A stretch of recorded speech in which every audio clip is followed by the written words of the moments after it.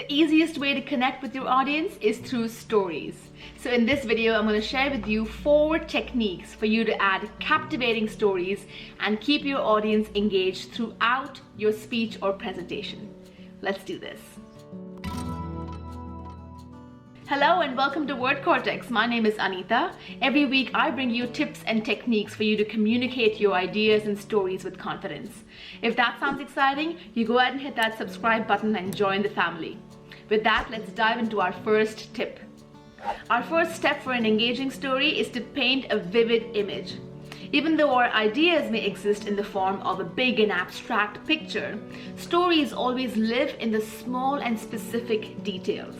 So when speaking to an audience, let's try to move our ideas from the grand theory to actionable images that our audience can actually imagine. Let's see an example. John F. Kennedy didn't say he wants to revolutionize the space program. He established his goal for landing a man on the moon and returning him safely to Earth. Do you see how specific and vivid that image was? You could actually imagine it. Steve Jobs coined the phrase 1,000 songs in your pocket when he described the iPod. Again, a vivid image that you can actually imagine. When we use vague and abstract language like technology, systems and solutions and so on, we are unable to hold on to the attention of our audience because they, in turn, are unable to imagine what we are saying. So let's try and see if we can paint a vivid and specific image of our product, our service, or our result. Which brings us to the very next tip. The easiest way to captivate your audience is by describing the details in a way that appeals to the senses. If I said it was a lovely summer day, yes, my audience has a vague understanding of how my day was. But instead, if I said, I sipped on freshly brewed coffee and stared out the window. The birds were chirping, the sun was out, it was a lovely summer day. Now my audience actually imagines the scene with me. They smelled that coffee, they heard those birds, they saw the sun. So each time you craft a story, stop and ask yourself, what details can I add? Did I see something? Did I hear something? Smell, touch, or feel something? By adding these rich sensory details to your story, you're able to connect with your audience on a much more deeper and visceral level, and you're able to sustain their attention. Which brings us to the next tip. Bring your audience into the scene using you-centric language. Sometimes stories can be full of language like I, me, and myself. And the easiest way to keep your audience's attention is by using you-centric language and to bring them into the scene with you. I'm going to show you exactly how.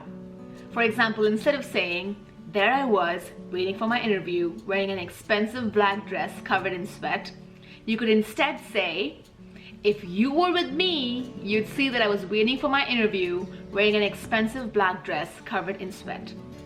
By using the phrase, if you were with me, we have now pulled our audience from their seats into the scene of our story, and we've used you-centric language to connect with them. There's different ways of doing this. You could also put your audience in a position of somebody else who would be in that scene with you. So for example, you could say things like, if you were my roommate in college, you would know that.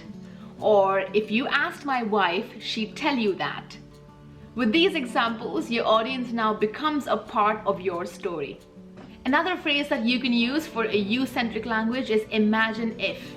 So instead of saying, even though I tried for 6 months, the client canceled on me at the very last minute, you could instead say, imagine if you tried for 6 months and the client cancels on you at the very last minute. Do you see how powerful that was?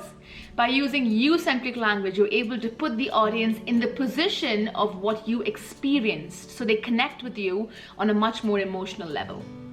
And this brings us to our next tip, the inner and outer journey.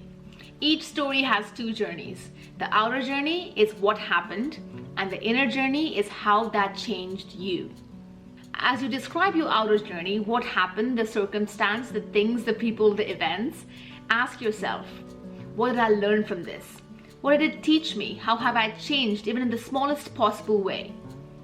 By combining your outer journey with your inner journey, you give your story a sense of purpose.